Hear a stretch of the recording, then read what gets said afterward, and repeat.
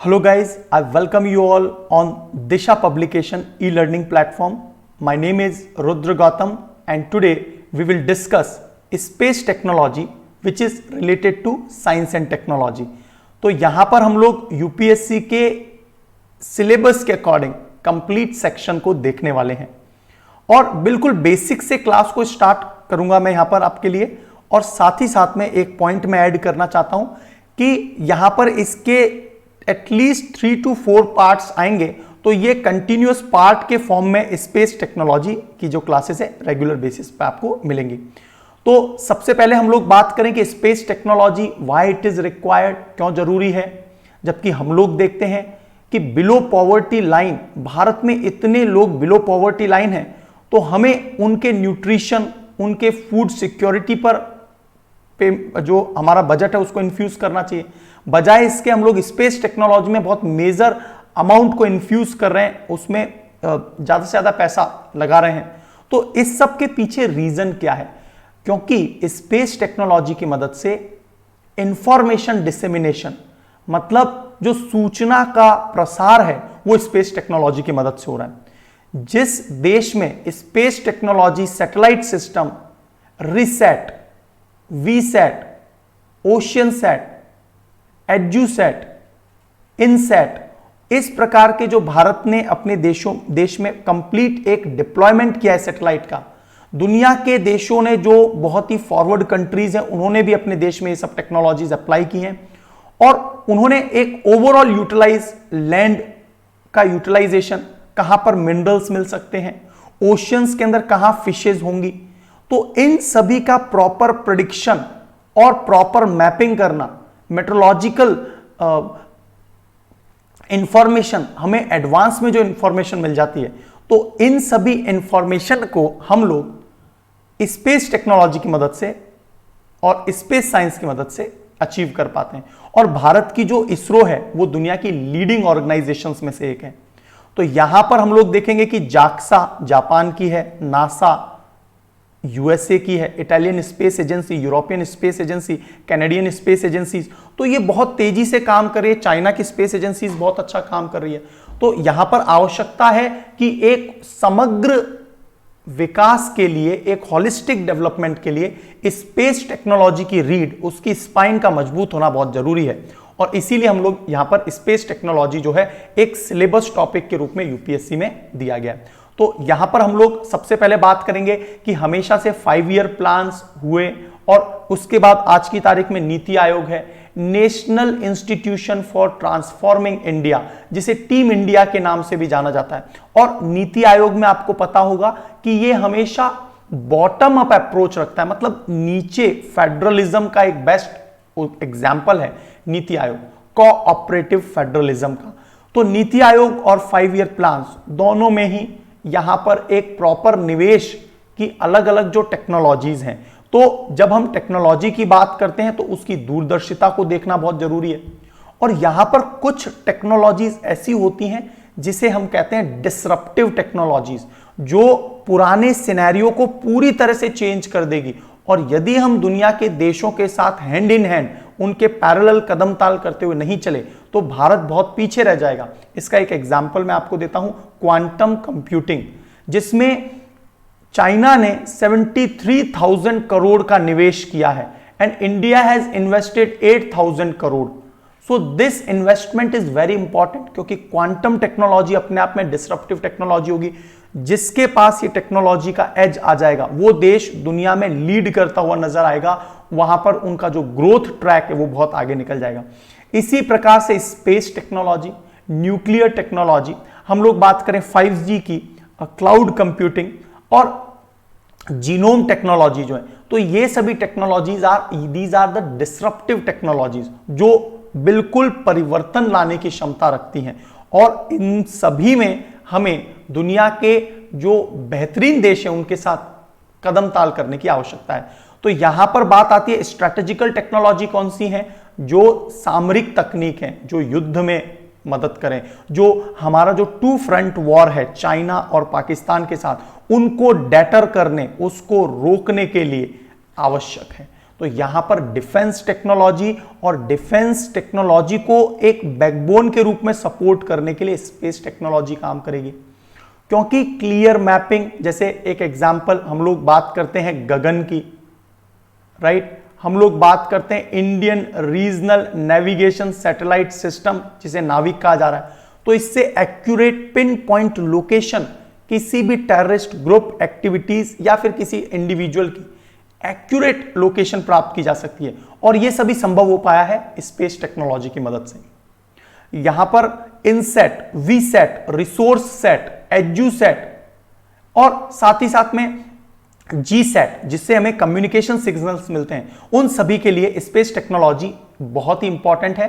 I have told very important term that is information dissemination, ज्ञान के प्रसार के लिए और होलिस्टिक डेवलपमेंट एंड ग्रोथ के लिए स्पेस टेक्नोलॉजी बहुत ज्यादा इंपॉर्टेंट है। तो ये तो होती है न्यूक्लियर टेक्नोलॉजी जिसमें हम लोग न्यूक्लियर वेपन तैयार करते हैं, साथ ही साथ में न्यूक्लियर टेक्नोलॉजी से हम लोग इलेक्ट्रिसिटी भी जनरेट कर रहे हैं, एंड ओनली 2% करंट जो इलेक्ट्रिसिटी जनरेट हो रही है उसका केवल 2% हम लोग न्यूक्लियर टेक्नोलॉजी से जनरेट कर रहे हैं।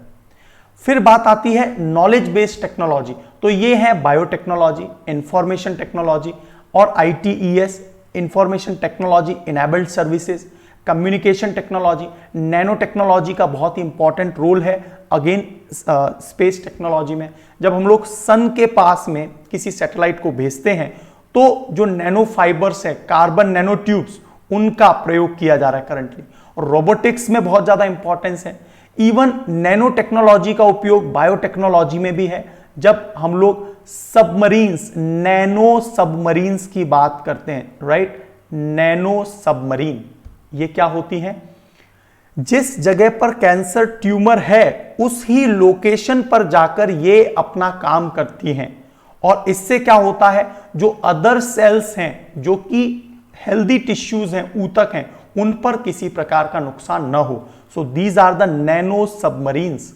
इसी प्रकार से न्यूक्लियर टेक्नोलॉजी यहां पर क्यों आया है नॉलेज बेस्ड, क्योंकि ये इलेक्ट्रिसिटी जनरेशन में, और ये जब हम लोग बात करें nuclear technology, so it will provide us the nuclear weapon. तो डिफेंस टेक्नोलॉजी पर एक कंप्लीट कमांड कंट्रोल चाहिए। किसी भी देश ने अटैक किया तो सिक्योरिटी के लिए हमें स्पेस टेक्नोलॉजी की आवश्यकता होगी कि निगरानी रखने वाली, सर्वेलेंस रखने वाली जो सैटेलाइट्स हैं वो एक्यूरेसी उनकी कितनी इंपॉर्टेंट है, आप इसको समझ सकते हैं, कितनी महत्वपूर्ण भूमिका ये यहां पर निर्वहन करेगा। तो ये सब जब हम लोग बात करते हैं, जब हम लोग डिफेंस टेक्नोलॉजी की बात करते हैं, तो स्पेस इससे इनडायरेक्टली जुड़ जाता है। और यहां पर हम जो 2 फ्रंट वार की बात करते हैं, और कई बार आप लोग आर्मी सेना अध्यक्ष को सुनते होंगे 2.5 फ्रंट वॉर, तो ये क्या है, एक तो पाकिस्तान से, एक चाइना से, और 0.5 जो है नक्सलाइट और मॉइस्ट से। तो ये वॉर यदि एक साथ हो जाए तो क्या हम इसे डैटर कर पाएंगे, रोक पाएंगे? और ये एक बहुत बड़ा प्रश्न है, और इसीलिए हम लोग थिएटर कमांड्स भी बना रहे हैं। आपने देखा होगा, अभी बहुत चर्चा में था। तो जब लैंड आर्मी की बात कर रहे हैं, एयर फोर्स की बात कर रहे हैं, और वाटर नेवी की बात कर रहे हैं, जैसे white water navy, blue water navy, तो देखिए व्हाइट वाटर नेवी इतनी ज्यादा चर्चा में नहीं है, लेकिन व्हाइट वाटर नेवी होता है कि जो आर्कटिक और एंटार्क्टिक रीजन में नेवी की मदद से यहां पर जो हम लोग डेवलपमेंट करते हैं आइस में, है ना, भारती, मैत्री, आपने ये सब नाम सुने होंगे, वहां पर रिसर्च स्टेशन है, वो है व्हाइट वाटर नेवी। और यही बात करें हम लोग ब्लू वाटर नेवी की, तो ऐसी नेवी जिसके पास ये क्षमता हो कि दुनिया के किसी भी कोने से अटैक किया जा सके, तो वो कहलाती है ब्लू वाटर नेवी। और इसके पीछे कैसे कोई देश किसी भी जगह से ये ऑपरेट कर सकता है, तो इसके पीछे मैं आपको बता देता हूं कि यदि किसी नेवी के पास में अपना एक वॉरशिप है, वॉरशिप का मतलब होता है युद्धपोत जिस पर अपने प्लेन्स होते हैं, है ना, देश के प्लेन होंगे, जैसे राफेल भी हो सकता है, तेजस भी हो सकता है, राइट। तो ये वॉरशिप हो, सबमरीन हो, और हम किसी भी दुनिया के कोने में जाकर हम डेटर जो है टारगेट कर सकते हैं। जिस प्रकार अमेरिका, अफगानिस्तान और इराक में गल्फ खाड़ी,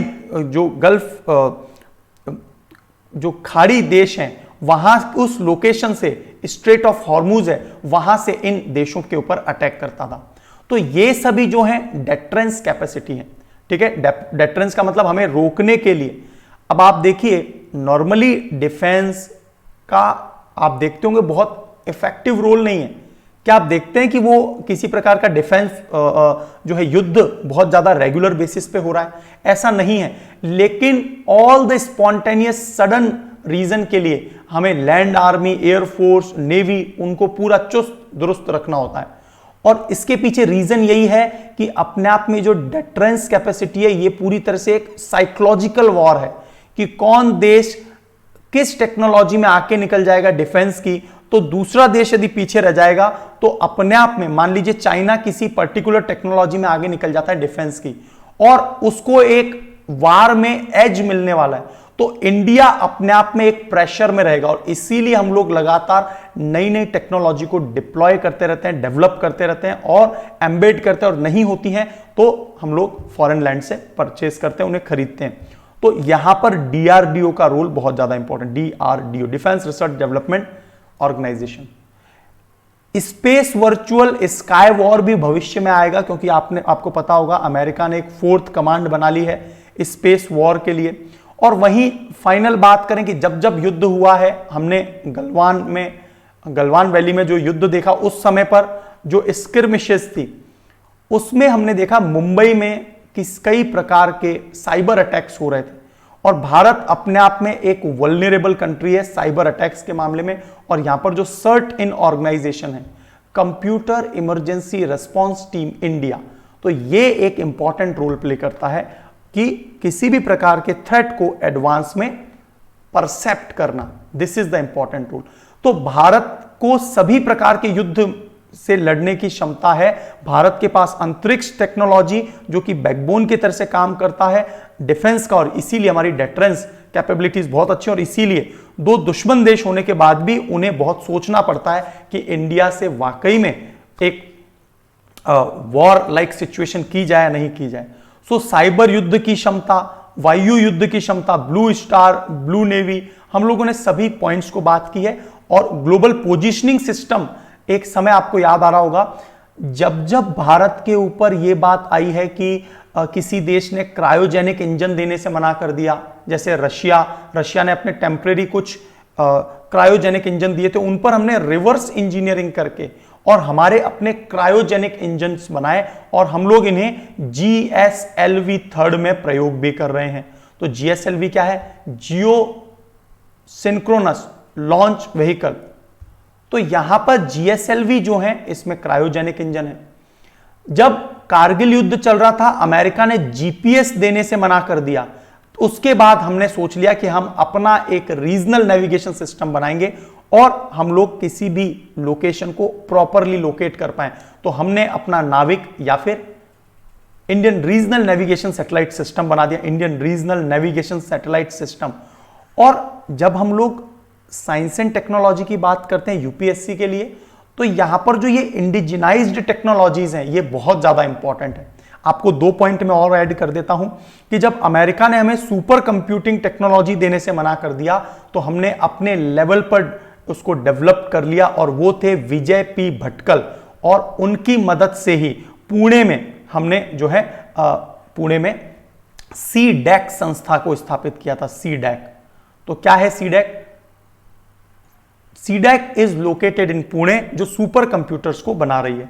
तो इस प्रकार से जब जब भारत को मना किया गया किसी प्रकार की टेक्नोलॉजी देने से, तब तब हमने अपनी इंडिजिनाइज्ड घरेलू तकनीक को विकसित कर लिया। तो यहां पर इन सब टेक्नोलॉजीज के विकास करने के लिए आपको पता है कि एक प्रॉपर प्लानिंग पॉलिसी की आवश्यकता होती है। तो उसमें सबसे पहली बार जो साइंस टेक्नोलॉजी की पॉलिसी आई थी, that was 1958 scientific policy resolution. तो सबसे पहले साइंटिफिक टेम्परामेंट को जनरेट किया जाए। उसके बाद हमने देखा 1983 में टेक्नोलॉजी पॉलिसी स्टेटमेंट आया, और यहां पर टेक्नोलॉजिकल कॉम्पिटेंस, दुनिया के दूसरे देशों से कॉम्पिटेंस हो और हम सेल्फ रिलायंट हो अलग अलग टेक्नोलॉजी के मामले में। अभी हाल ही में आप सुन रहे होंगे कि जो फास्ट ब्रीडर रिएक्टर्स हैं, जिसमें बिल गेट्स जो कि ओनर हैं माइक्रोसॉफ्ट के, उन्होंने देख लिया आने वाले समय में सभी देश कोल, गैस, क्रूड ऑयल इत्यादि से दूर हटते नजर आएंगे, क्योंकि सभी देशों के अपने नेशनली डिटरमाइंड कंट्रीब्यूशन गोल्स हैं, जिसमें वो चाहते हैं कि कार्बन डाइऑक्साइड को कम से कम किया जाए। और इसके लिए अब देश न्यूक्लियर टेक्नोलॉजी की ओर रुख कर रहे हैं, जैसे चाइना भी कर रहा है। तो उन्होंने इस टेक्नोलॉजी को देखते हुए तुरंत ये डिसाइड कर लिया कि हम fast breeder reactor technology provide करेंगे, जो कि पावर हंग्री कंट्रीज है जैसे इंडिया और चाइना। तो अपने आप में हम यदि उनसे टेक्नोलॉजी लेंगे, हमें एक पेमेंट देना होगा, बजाय इसके हम लोग ऐसी टेक्नोलॉजिकल कॉम्पिटेंस बनाएं, सेल्फ रिलायंट हो जाएं। सो 2003 में भी साइंस टेक्नोलॉजी पॉलिसी आई है, और उसके बाद में 2013 में भी science technology and innovation policy आई है। इसके अलावा फाइनली आप ये देखते हैं कि लास्ट ईयर 2020 में भी साइंस टेक्नोलॉजी इनोवेशन पॉलिसी आई है। तो ये वैज्ञानिक नीति संकल्प था 1958 में। न्यू पॉलिसी आई जिसमें हमने आत्मनिर्भरता, सेल्फ रिलायंस पे बात की। उसके बाद में 2003 में R&D, रिसर्च एंड डेवलपमेंट में ज्यादा से ज्यादा निवेश हो, उस पर फोकस था। फिर हमने जो है विज्ञान तकनीक लाई, और ये विज्ञान प्रौद्योगिकी विभाग द्वारा पूरी तरह से बनाया गया। और आपको यह भी पता होना चाहिए कि 2010 से 2020 को डिकेड ऑफ इनोवेशन, नवाचार का दशक के तौर पे घोषित किया गया, ताकि ज्यादा से ज्यादा इनोवेशन देश में हो, स्टार्टअप खुले। तो साइंस टेक्नोलॉजी इनोवेशन पॉलिसी ये एक बहुत इंपॉर्टेंट कोर रोल प्ले करती है जब space technology, nuclear technology, defence technology या फिर बायोटेक्नोलॉजी की बात करते हैं। और यहां पर इस सबका पूरा उद्देश्य यह था कि हम लोग एक ग्लोबल कॉम्पिटिटिवनेस, हमारी दुनिया के लीडिंग देश में हम लोग आए, है ना, टॉप 3, 4, 5 में। और जो भी वीकनेसेस है, स्ट्रेंथ है, उनको हम मजबूत करें, और socio economic overall development, holistic development यहां पर भारत का हो पाएगा। तो यहां पर जो है रिसर्च की आवश्यकता होगी, R&D की आवश्यकता होगी, और ज्यादा से ज्यादा कैपिटल को इन्फ्यूज करने की आवश्यकता होगी। और अब सरकार इसे कर भी रही है, जैसे मैंने आपको बताया, क्वांटम कंप्यूटिंग में, सुपर कंप्यूटिंग में डेडिकेटेड एलोकेशन किया गया है थाउजेंड्स ऑफ करोड़ का। 4 ऐसी संस्थान हैं जो डायरेक्टली पीएम के कंट्रोल में आती हैं, जिसमें है एक डिपार्टमेंट ऑफ एटॉमिक एनर्जी, जिसकी स्थापना 1954 में हुई, डिपार्टमेंट ऑफ स्पेस जिसकी स्थापना 1972 में हुई, डिपार्टमेंट ऑफ बायोटेक्नोलॉजी जिसकी स्थापना 1986 में हुई। और ये डिपार्टमेंट ऑफ बायोटेक्नोलॉजी दुनिया में किसी भी देश में जब डिपार्टमेंट ऑफ बायोटेक्नोलॉजी नहीं था, तब भारत में था।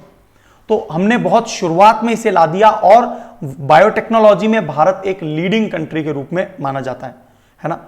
और इसके बाद में नेशनल न्यूक्लियर कमांड अथॉरिटी 2003 में, कि भाई न्यूक्लियर वेपन्स को जब भी एक बटन प्रेस करने पर जो वो लॉन्च कर दिया जाता है पीएम ने, और जो मंत्रिमंडल की संतुति पर जब उसे अलाउ कर दिया जाता है, तो यहां पर एक न्यूक्लियर कमांड अथॉरिटी की आवश्यकता होती है, और NCA 2003 इन सबको डायरेक्टली पीएम के अंडर में रखा गया है, क्योंकि इनकी निगरानी, शीर्ष निगरानी का होना बहुत ज्यादा इंपॉर्टेंट है।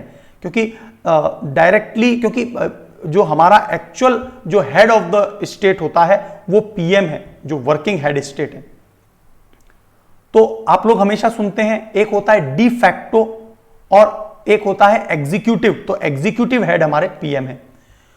और इन सब टेक्नोलॉजी के लिए प्रोविजन, इकोनॉमिक प्रोविजन क्या है, तो अनुच्छेद 112 में 5 वह टेक्नोलॉजीज हैं जिनके लिए डेडिकेटेड बजट अलोकेट किया जाता है, जिसमें एक है space technology, nuclear technology, defence technology, agricultural technology और हेल्थ टेक्नोलॉजी।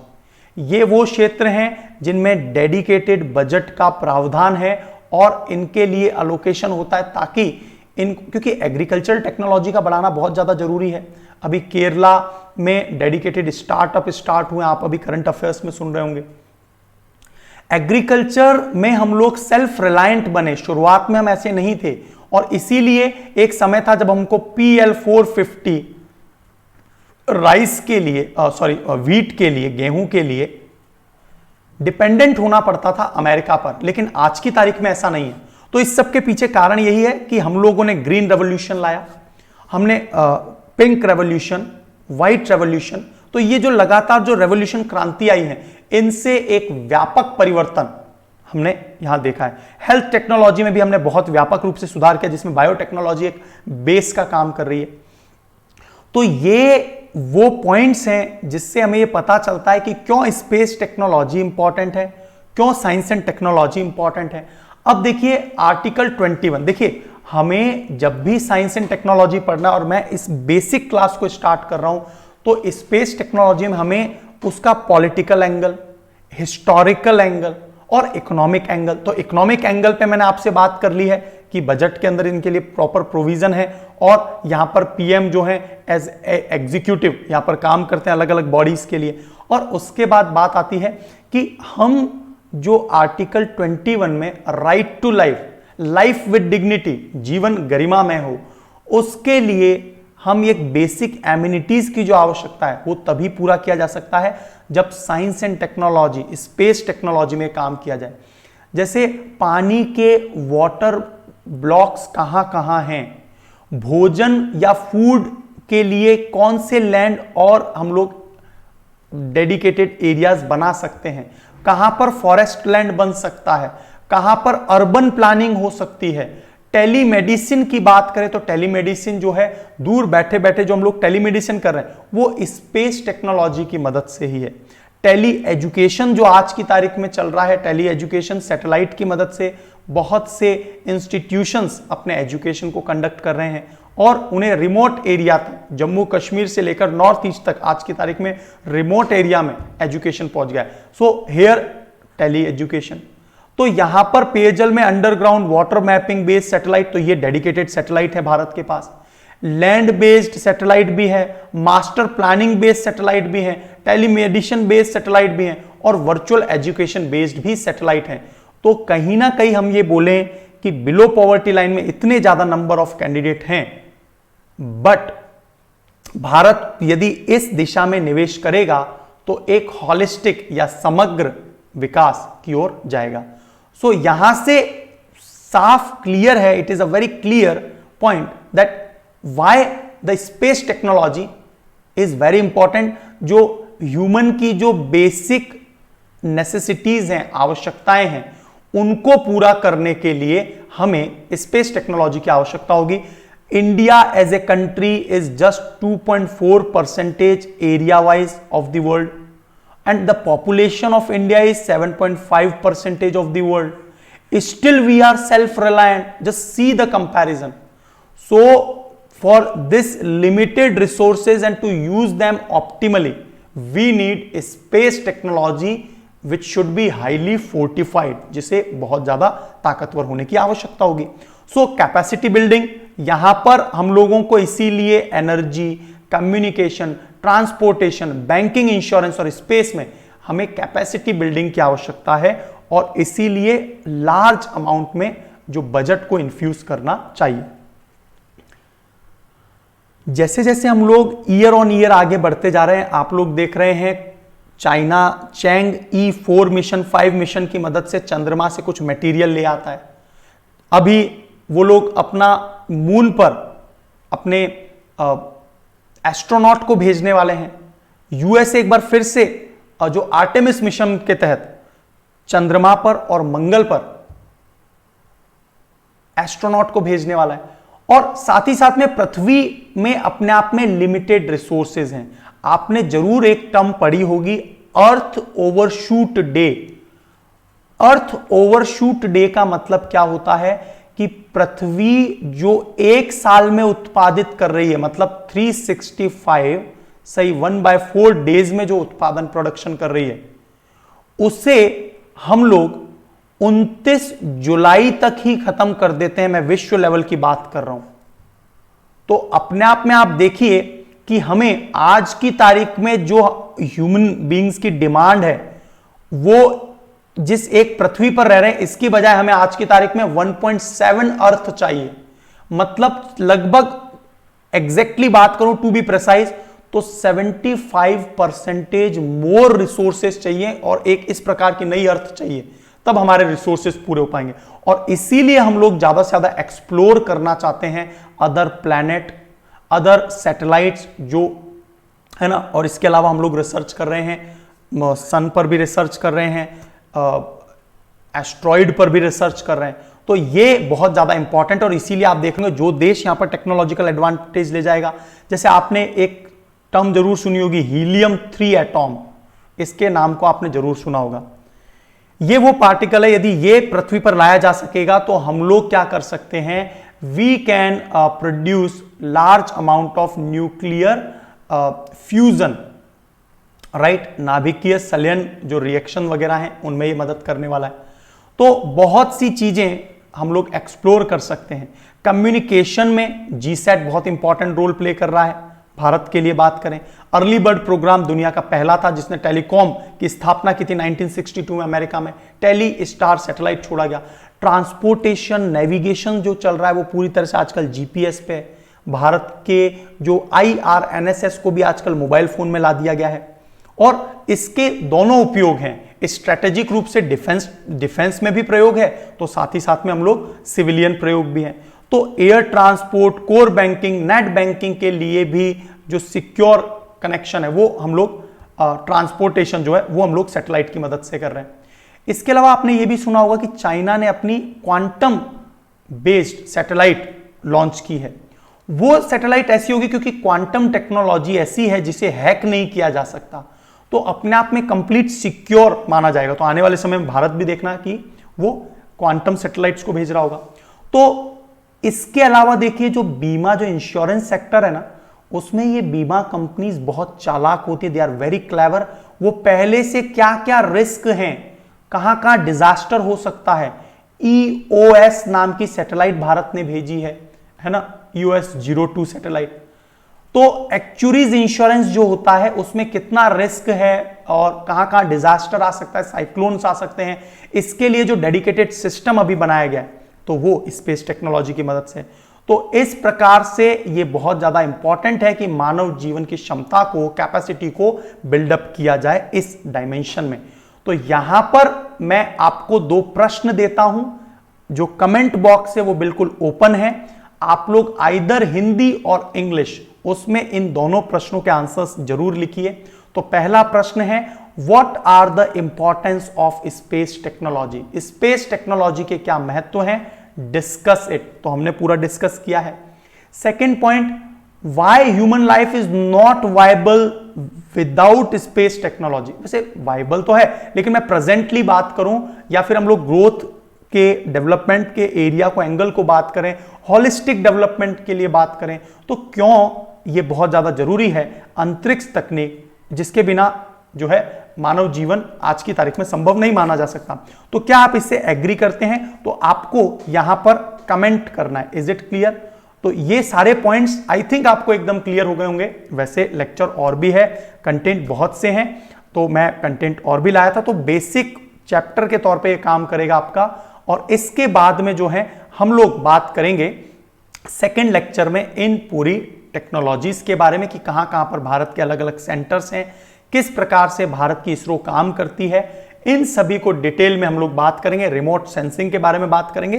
तो आज के लिए इतना ही है। Any suggestion kindly give in the comment box, और आपके जो 2 क्वेश्चंस दिए हैं you must give the answer, और आज ही से आप अपनी आंसर राइटिंग के प्रैक्टिस को शुरुआत कर दीजिए, क्योंकि आंसर राइटिंग से ही आपको एक्चुअल फ्रूटफुल रिजल्ट मिलेगा, right? So thank you so much, and we will see you, I'll see you in the next lecture. So Jai Hind, God bless you all guys.